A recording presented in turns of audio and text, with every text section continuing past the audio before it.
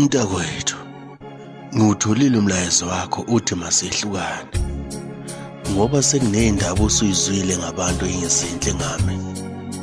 Kuthi angibuze ithemba lami, la bantu osubathemba ngale ndlela usubalalela uma bekhuluma okuthize ngathi bake basithanda yini? Kuningi okuhle esikwenzile kulolu thando lwethu, bake basibongela yini? Kutheni ithemba lami uphenduka isitha sothando lwethu? Kutheni ulalela iy'mfamona? Sesiyicabile mntwana womuntu le ndlela yethu yothando. Asingavumeli umoya uletha ameva namagagasi endleleni yethu yothando. Asilivikele lolu thando. Uthando lwethu saliqala sibabili, ngicela ukuthi siliphethe futhi sibabili, singamvumeli wesithathu.